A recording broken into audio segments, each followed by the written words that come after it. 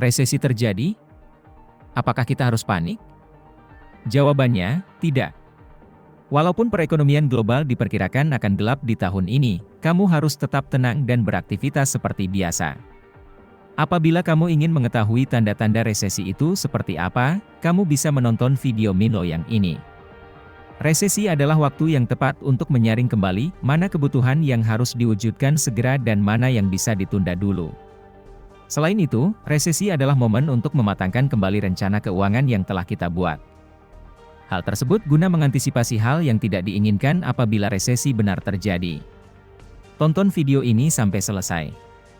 Kamu akan mengetahui antisipasi apa saja yang bisa dilakukan ketika resesi terjadi. Ayo kita bahas di video ini.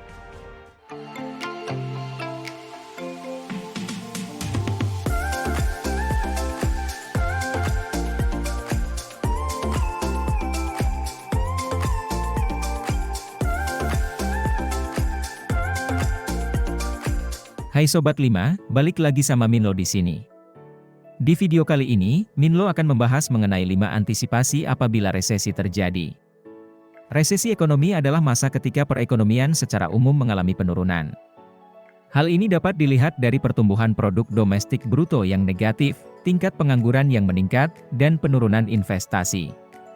Resesi ekonomi dapat terjadi tidak hanya di negara yang berkembang, namun bisa juga terjadi di negara maju seperti resesi tahun 2009 yang terjadi di Amerika Serikat. Resesi ekonomi adalah masa yang sulit bagi banyak individu dan perusahaan. Oleh karena itu, sangat penting untuk selalu siap dan mengantisipasi jika resesi terjadi agar dampak negatif dapat diminimalkan. Tertarik untuk mendengar penjelasan Minlo? Jangan lupa like, share, dan subscribe ya. Berikut antisipasi yang dapat dilakukan apabila resesi benar terjadi. Hal yang bisa kamu lakukan pertama untuk mengantisipasi resesi adalah kamu bisa menghemat pengeluaran. Ketika resesi terjadi, kamu bisa mengantisipasi dampak buruk yang mungkin terjadi dengan cara mengatur pengeluaranmu. Kamu bisa mengaturnya dengan rumus 50-30-20 budgeting rule. Aturan ini menyarankan kita membagi pendapatan sebanyak 50% untuk kebutuhan pokok seperti untuk biaya kos, makan, listrik, dan air. Sebanyak 30% untuk keinginan pribadi seperti untuk hobi, jalan-jalan, dan belanja. Dan 20% untuk tabungan dan investasi. Dengan mengelompokkan pendapatan menjadi beberapa kategori, kamu dapat lebih mudah mengatur dan mengontrol pengeluaranmu. Selain itu, kamu jadi memiliki acuan yang jelas untuk menggunakan uangmu. Selain kamu harus menghemat pengeluaranmu, kamu bisa juga mengubah porsi pengeluaranmu dengan menabung lebih banyak. Menabung lebih banyak bisa membuatmu memiliki dana darurat yang cukup untuk menutupi biaya-biaya yang tidak terduga seperti berobat, pembayaran cicilan kredit, atau mengantisipasi apabila kamu terkena layoff oleh perusahaan. Menabung dapat membantu kamu untuk mengendalikan pengeluaran yang biasa kamu keluarkan.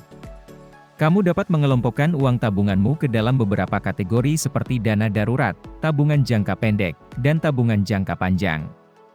Oleh karena itu, kamu bisa mulai untuk menabung dengan lebih banyak agar kamu memiliki backup apabila hal yang tidak diinginkan terjadi ketika resesi melanda. Kamu pun bisa mengantisipasi dampak dari resesi dengan cara menahan dirimu sendiri dengan membatalkan rencana kredit baru dan lunasi pinjaman yang ada as soon as possible. Melunasi pinjaman yang ada merupakan hal terpenting untuk kestabilan keuangan. Kamu dapat membuat daftar pinjaman yang masih harus kamu bayarkan, buat skala prioritas berdasarkan perhitungan tenor, serta besaran total dari beban utang yang kamu miliki. Kamu bisa mempertimbangkan untuk menjual aset yang sekiranya tidak lagi terpakai untuk melunasi utangmu, jika penghasilan yang ada dirasa tidak cukup. Selain melunasi hutang yang ada, kamu pun harus berhenti untuk mengajukan kredit lainnya. Mulailah untuk disiplin dengan pengeluaranmu, agar kamu tidak mengalami kesulitan ekonomi yang bisa membuat dirimu bangkrut. Selain dengan meminimalisir pengeluaranmu, kamu pun bisa mengantisipasi resesi dengan cara mencari penghasilan tambahan. Resesi ekonomi memang membuat masyarakat khawatir. Harga kebutuhan menjadi naik, banyak layoff yang dilakukan perusahaan, dan juga kenaikan suku bunga yang mengakibatkan tagihan kredit menjadi lebih mahal. Untuk bisa mendapatkan penghasilan tambahan, kamu bisa menawarkan jasa freelance seperti penulis, desainer grafis, atau jasa penerjemah. Selain itu, kamu juga bisa berjualan online dengan sistem dropshipping. Dengan kamu mencari penghasilan tambahan dan juga meminimalisir pengeluaran, kamu bisa memiliki kondisi finansial yang baik walaupun resesi benar terjadi. Antisipasi terakhir yang bisa kamu lakukan yaitu mereview kembali portofolio investasi yang kamu miliki. Penting bagi kamu untuk selalu mengikuti perkembangan pasar dan mengkaji kembali portofolio investasi kita secara berkala. Hal ini penting untuk dilakukan terutama saat ekonomi sedang mengalami resesi. Pastikan kamu mengukur risiko dan potensi dari tiap jenis investasi yang kamu miliki. Selain itu, pastikan untuk mengevaluasi kinerja dari setiap jenis investasi tersebut dalam jangka panjang.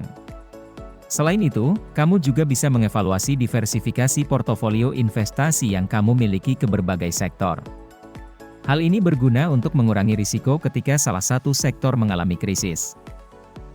Itu dia antisipasi yang bisa kamu lakukan ketika resesi terjadi. Segitu dulu penjelasan dari Minlo.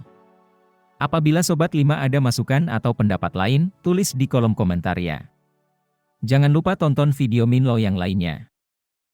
Jika kamu merasa video ini bermanfaat, like, share, subscribe dan ajak teman kamu ya, biar Mimin lebih semangat lagi bikin videonya. See you on the next video.